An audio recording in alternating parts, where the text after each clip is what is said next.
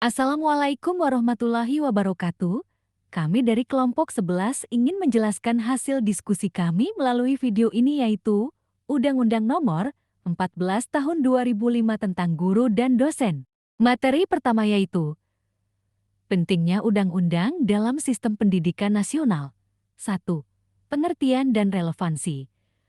Undang-undang ini penting untuk menjamin bahwa profesi guru dan dosen diakui dan dihargai sejalan dengan visi nasional dalam meningkatkan mutu pendidikan di Indonesia. 2. RPJMN. Undang-undang ini mendukung rencana pembangunan jangka menengah nasional dengan memperbaiki kualitas sumber daya manusia melalui pendidikan yang bermutu.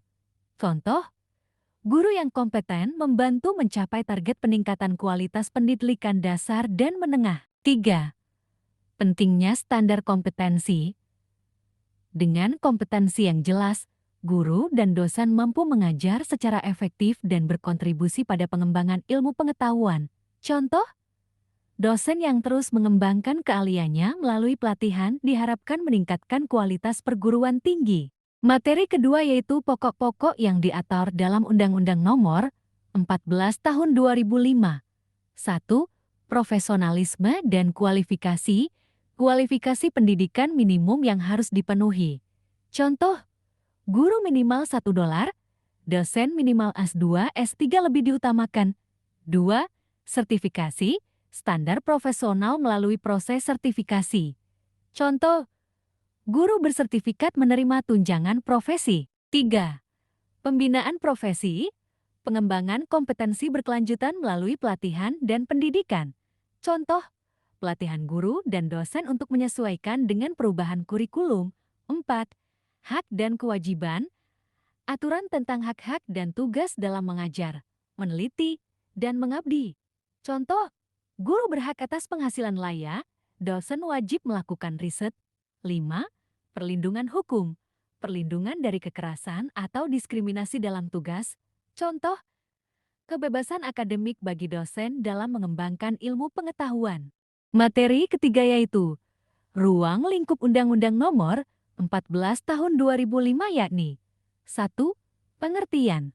Undang-undang ini mencakup aspek-aspek terkait hak, kewajiban, dan pembinaan guru serta dosen untuk peningkatan pendidikan. 2. Dimensi profesionalisme.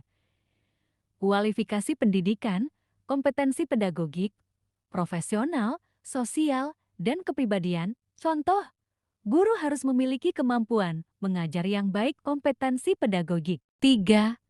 Hak dan kewajiban. Hak finansial, perlindungan hukum, dan kewajiban dalam tugas. Contoh, dosen mendapat hak atas tunjangan sesuai kualifikasi. Materi keempat yaitu pembinaan dan peningkatan kualitas pendidikan. 1. Pembinaan profesi guru dan dosen. Pemerintah dan perguruan tinggi bertanggung jawab atas pembinaan ini. Contoh, sertifikasi untuk guru dan pelatihan dosen yang disesuaikan dengan perkembangan ilmu pengetahuan. 2. Sertifikasi. Proses penilaian kompetensi pengajar untuk meningkatkan kualitas. Contoh, guru yang tersertifikasi dapat mengakses tunjangan profesi. 3. Pengembangan ilmu pengetahuan. Melalui penelitian, dosen berkontribusi pada kemajuan ilmu yang digunakan dalam pengajaran. Contoh, dosen wajib melakukan riset yang berdampak pada kualitas pendidikan tinggi. Adapun materi kelima yaitu tanggung jawab guru. 1. Pengajaran. Guru bertanggung jawab memberikan materi pembelajaran sesuai kurikulum yang ditetapkan. Mereka harus menyiapkan rencana pelajaran, menyampaikan materi dengan metode yang efektif, dan memastikan siswa memahami materi yang diajarkan. Contoh, guru matematika menyiapkan modul soal untuk meningkatkan pemahaman siswa terhadap materi aritmatika. 2. Pembentukan karakter dan budi pekerti. Selain mengajar, guru memiliki peran besar dalam membimbing siswa agar memiliki karakter yang baik, disiplin, dan bermoral. Contoh, guru SD menerapkan nilai-nilai disiplin dan tanggung jawab, misalnya dengan memberi tugas yang mengajarkan kerja sama-sama. Materi keenam yaitu tanggung jawab dosen. 1. Pengajaran di perguruan tinggi.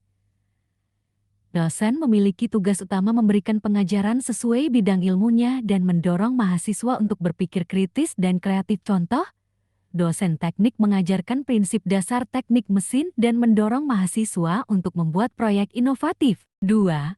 Pembimbingan akademik dan penelitian.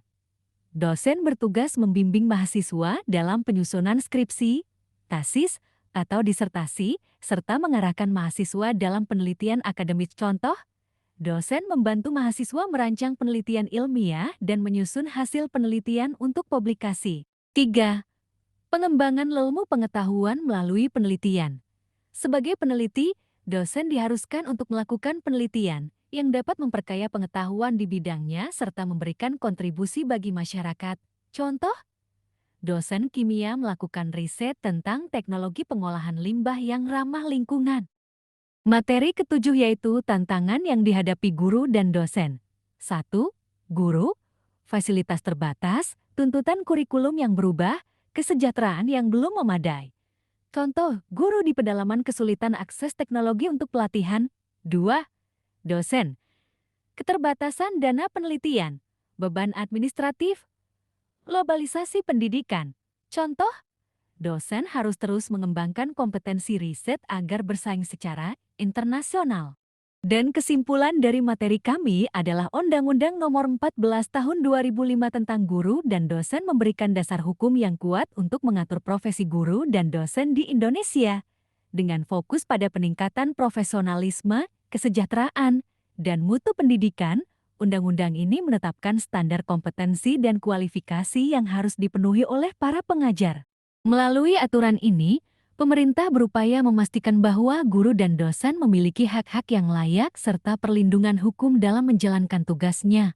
Secara keseluruhan, undang-undang ini diharapkan dapat mendukung peningkatan kualitas pendidikan nasional melalui pengembangan kemampuan guru dan dosen dalam mengajar, membimbing, meneliti, dan mengabdi kepada masyarakat. Dengan demikian, Undang-Undang Nomor 14 Tahun 2005 menjadi landasan penting bagi terciptanya sistem pendidikan yang berkualitas dan adaptif terhadap perkembangan zaman, demi mencetak generasi penerus bangsa yang kompeten, berdaya saing, dan memiliki karakter yang baik.